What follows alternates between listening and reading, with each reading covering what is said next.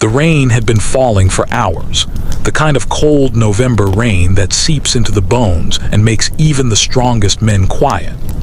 The highway outside Cedar Ridge was nearly empty that night, except for the dull glow of a flickering neon sign that read Rusty Horse Bar.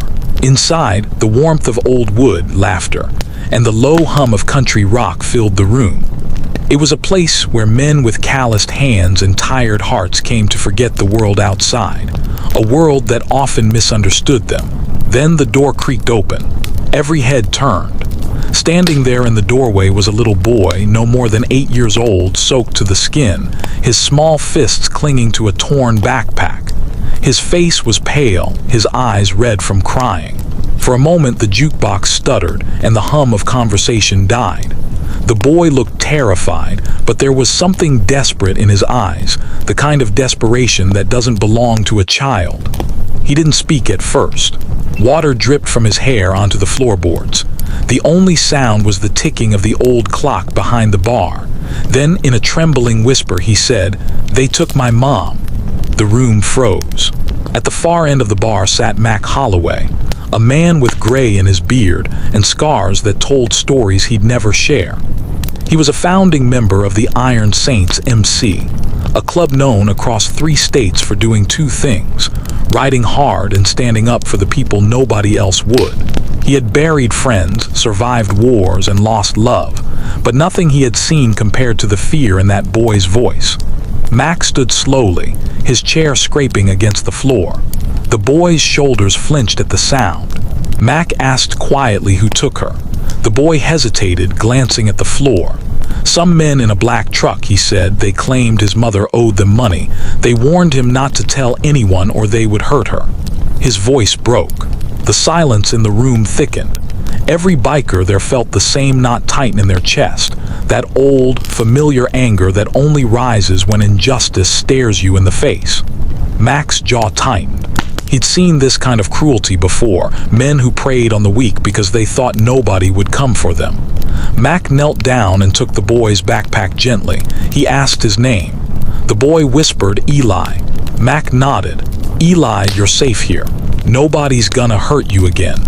The boy's lip quivered, but he didn't cry this time. Mac turned to the rest of the bar. He didn't have to say a word. Every man and woman there had already understood. Without orders, they began to rise one by one, pulling on leather jackets, gloves, and helmets. The quiet bar filled with the sound of resolve. Outside, the engines started, one then another, until the night trembled under the thunder of Harley-Davidsons. The rain hissed off chrome. The smell of gasoline mixed with wet asphalt filled the air. Eli stood at the window, eyes wide, watching the lights flicker in the downpour. He didn't fully understand what was happening, but he could feel it. These strangers were going to find his mother. Mac placed his hand on the boy's shoulder and told him he would ride with him. They wrapped the boy in Mac's leather jacket, and for the first time that night, Eli didn't feel cold. Mac lifted him onto the bike, started the engine, and with one nod, the Iron Saints rolled out into the storm.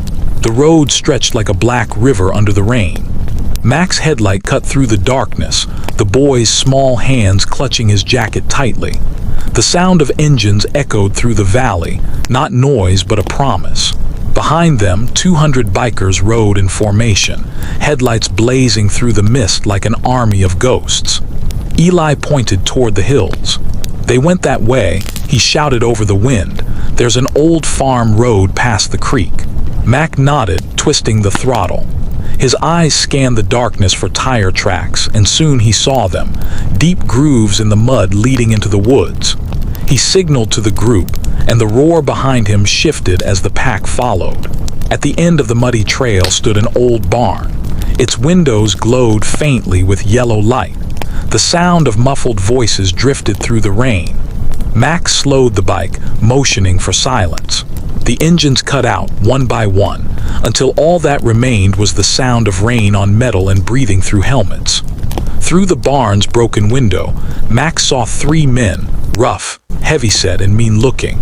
Eli's mother was tied to a chair in the corner, her face bruised, her wrists raw from struggling. One of the men was yelling into his phone, the others drinking beer and laughing. Mac's blood boiled. He turned to the group, his voice low but steady. "Nobody lays a hand on her again." The bikers nodded. They didn't need a plan. This wasn't vengeance, this was justice. Mac walked up to the barn door and slammed it open. The hinges screamed. Every man inside froze. One of them started to speak, but stopped when he saw the figures behind Mac. 200 bikers stood in the rain, their headlights pouring white fire into the barn. Mac stepped forward and told them they made a mistake. They picked on someone who wasn't alone. One of the thugs reached for a gun, but before he could lift it, 2 bikers disarmed him, twisting his wrist and throwing him into a pile of hay. The others tried to run but were met at every exit by leather and steel. Within seconds, the fight was over. No bullets, no deaths, just a brutal lesson in fear and respect. Eli ran past Mac and into his mother's arms. She fell to her knees, crying, holding him like she'd never let go again. Mac looked away, giving them their moment. Around him, the bikers stood silent, soaked, tired but proud. When the sheriff arrived 20 minutes later, summoned by the noise and lights, he didn't even bother asking what happened. He just nodded at Mac. They'd known each other a long time. The sheriff asked if he was going to file a report. Mac shook his head and told him to consider it handled. The sheriff sighed, but there was the faintest smile on his lips. He said justice still rides a Harley before leaving. By dawn, the storm had passed. The bikers gathered outside the barn as the first light touched the wet grass. Eli's mother walked up to Mac, tears still shining in her eyes. She said she didn't know how to thank him. Mac just shook his head and said she didn't have to. Someone had helped him once when he didn't deserve it, and now he was paying it forward. Eli tugged at Mac's jacket and asked if he would ever see him again. Mac smiled faintly and told him he'd hear them before he saw them. The boy grinned for the first time since that night began. He waved as Mac and the Iron Saints mounted their bikes. The engines roared to life once more, echoing across the hills. As they rode away, the sun broke through the clouds, turning the wet road into silver. Eli stood with his mother, watching the horizon disappear into a line of thunder and chrome. Later, people in Cedar Ridge would talk about that night. The night 196 bikers rode into the storm for a child they didn't know. Some said it was just rumor. Others swore they saw it happen. But those who knew Mac Holloway and the Iron Saints believed it without question. Because in a world that forgets its heroes, there are still men who carry the weight of the fallen, protect the lost, and ride not for glory but for honor. They say angels have wings, but in that small town on that cold November night, they rode Harleys.